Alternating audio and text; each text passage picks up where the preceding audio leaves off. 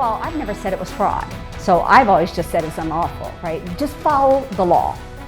This week in Pennsylvania, the Shapiro administration says it's just trying to make it easier for people to vote. Republican lawmakers say making it easier is breaking the law. He announced on this show that he's running for Auditor General. Democrat Mark Rossi announces this week he's out. And the state's most famous rodent tells us if an early spring will come to Pennsylvania or 6 more weeks of winter shall it be. Hello and welcome to This Week in Pennsylvania. I'm Dennis Owens. We're covering hot topics in PA policy and politics, as well as the issues that are important to you and your family. Well, the Shapiro administration says it's trying to get more people registered for the upcoming presidential election.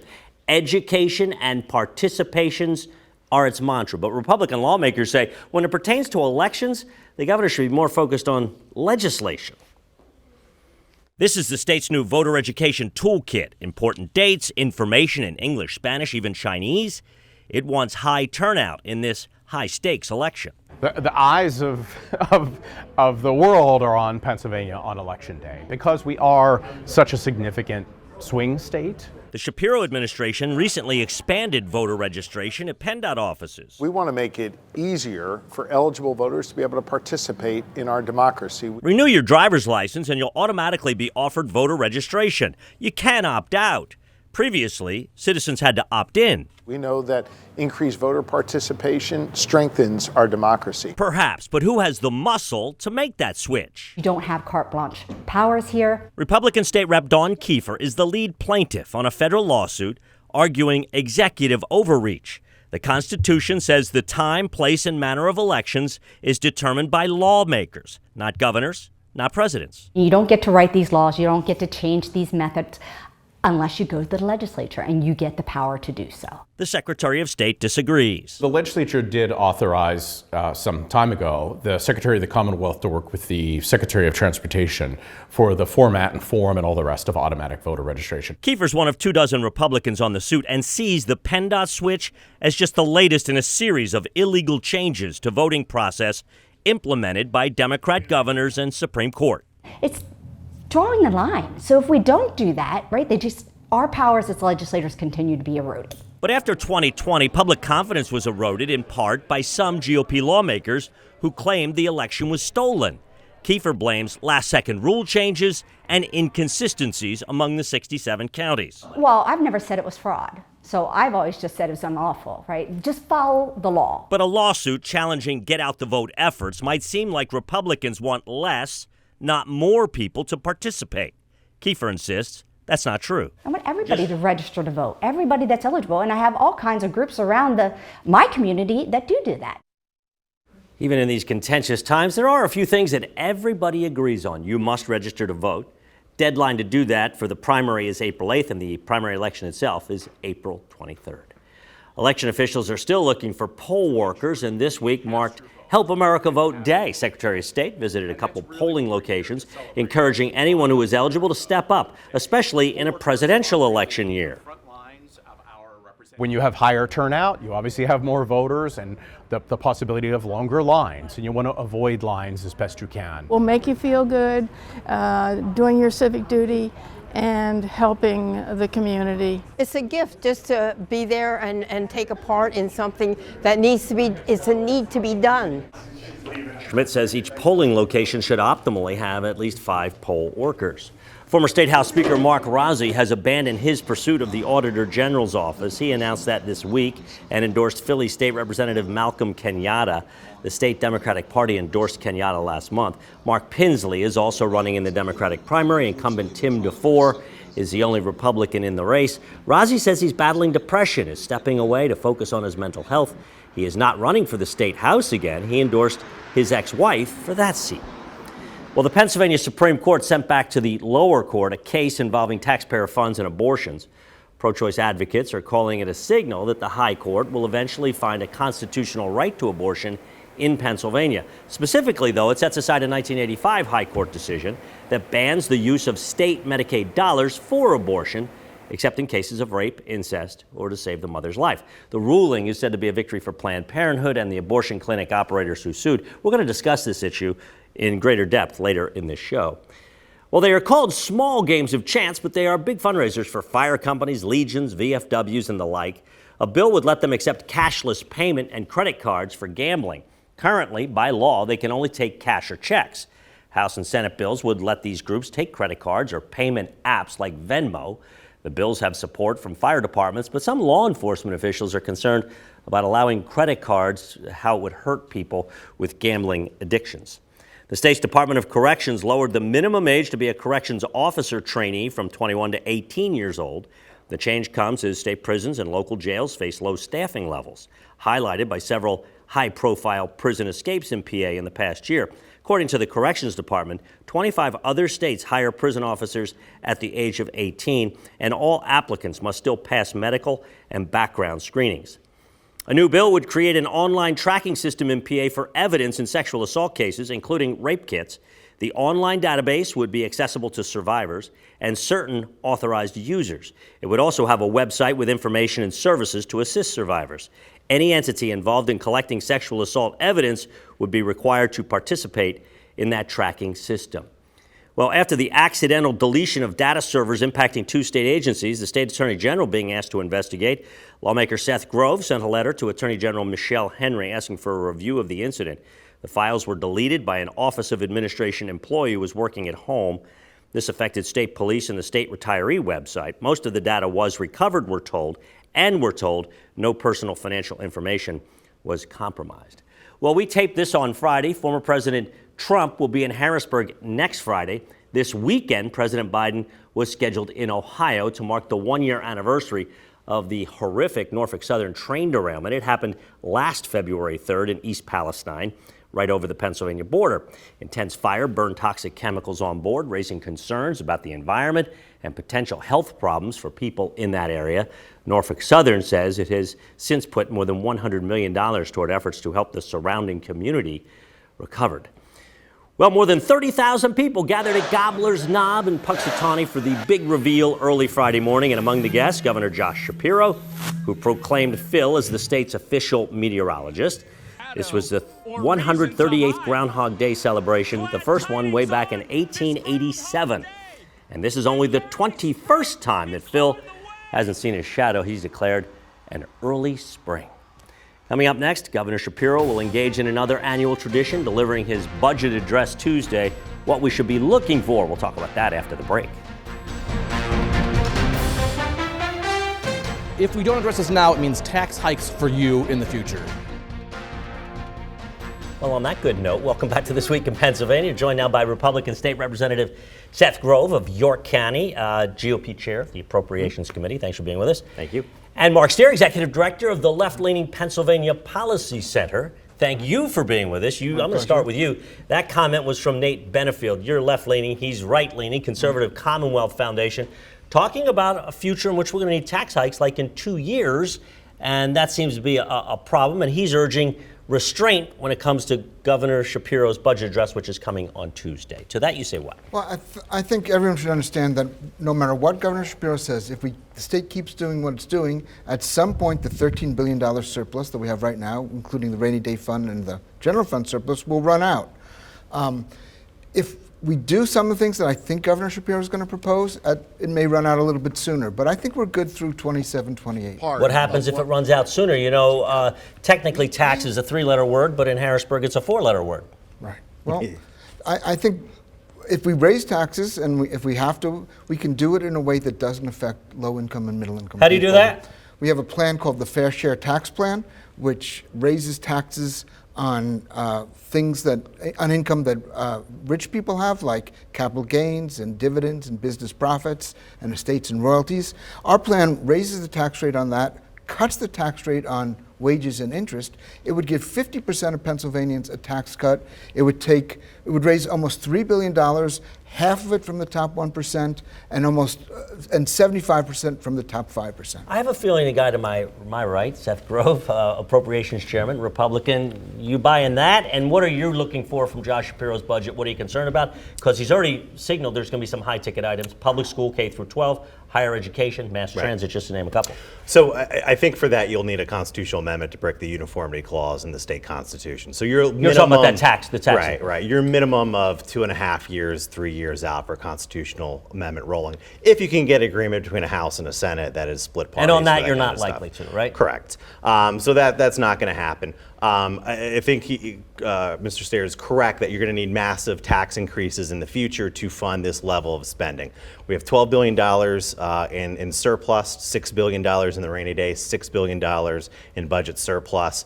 At the rate we're going, both are going to be gone in 5 years, according to the IFO.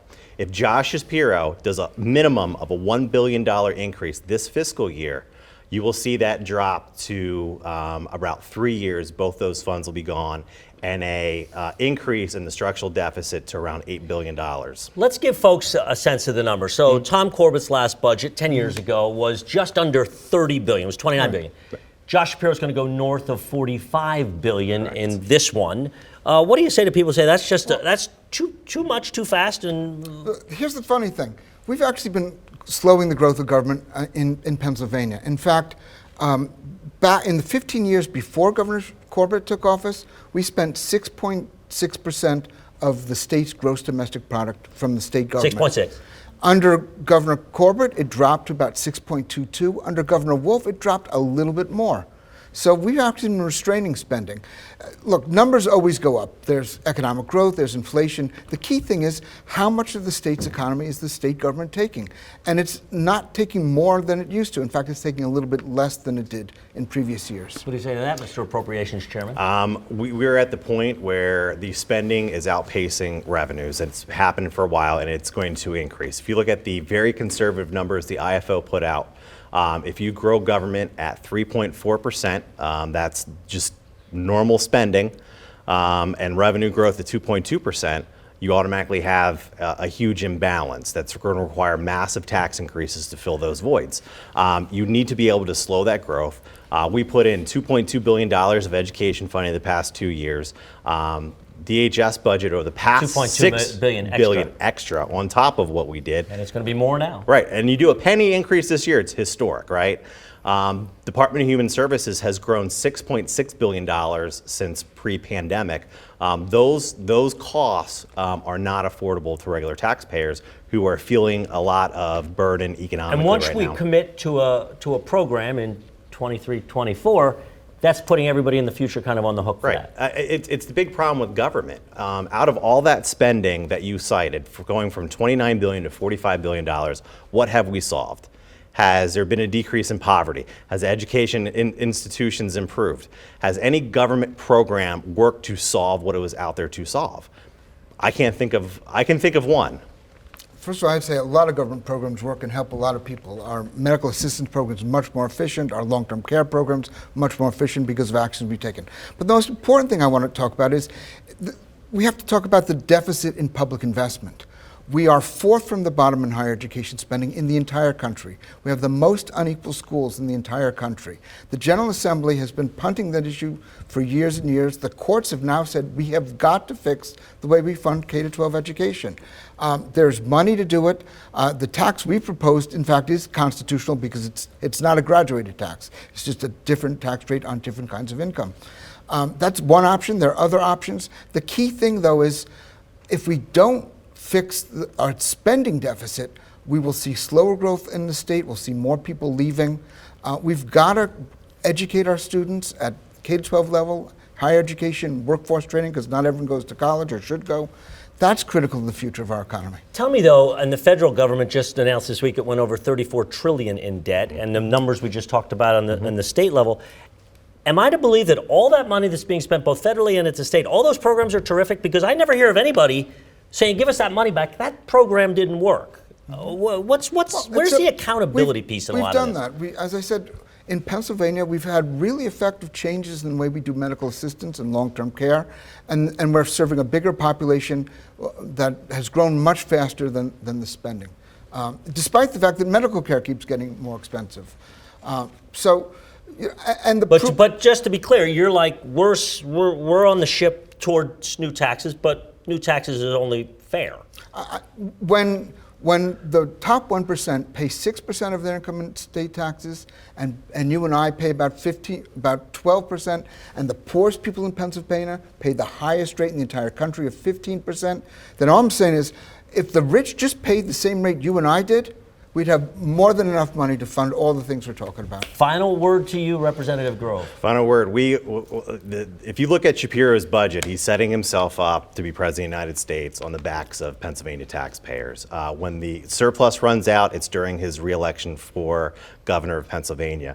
When the rainy day fund runs out, which should only be used in an emergency situation, not to fund more government spending, that is on his presidential run in 2028. I don't think that's fair to treat Pennsylvanians as a political pawn, and I think he should be balancing the budget starting this year. I want to thank both of you guys.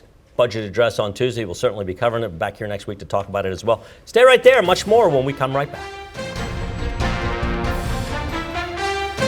And welcome back to This Week in Pennsylvania, joined by our analyst, Christopher Nicholas of the Eagle Consulting Group. Thank you, sir.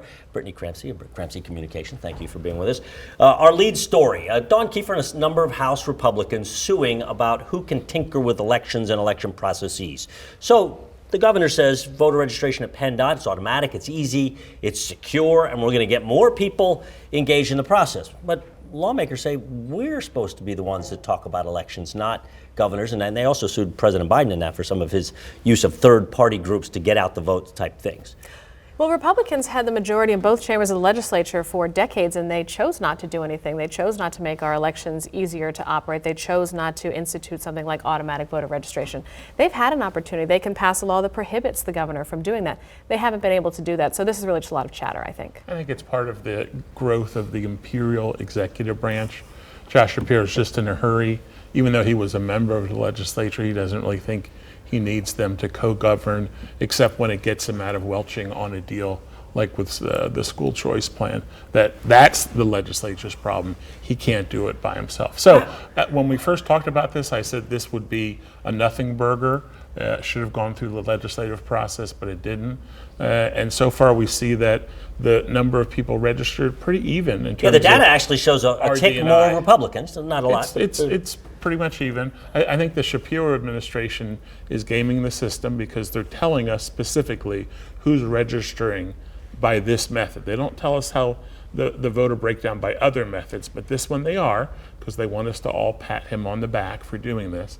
I wonder how many of the people would have been registered some other way. So let's not have this illusion that unless this PennDOT thing happened, none of these people who were registered would have been registered. I think it's a little bit harsh on the imperial governor here who just wants more people to vote. I mean, whether they vote for him or not, whether they're Republicans or Democrats, more people are registering to vote, and it's pretty even across demographics as well. So they were people that were renewing their license and were registered for the first time and may participate in the process for the first time. I think Republicans are a little frustrated too, because even if it is a good idea, and we can argue it's a good idea to do that, it's also maybe a good idea to allow the mail-in ballots to be counted 3 days after Election Day. And also it's maybe a good idea not necessarily to count the dates, even though the law says the date should be on. So Republicans have their antenna up, and I think rightly so, on who's usurping power on this topic. And let's remember, I happened to go to PennDOT to renew my license a week or two after this started. It's not just new registrations, it's people who want to change their parties or change their address, which is fine. You should be able to do that. Well, you've been able to do that for almost 30 years now. I think that's the 94 Online, motor voter laws. So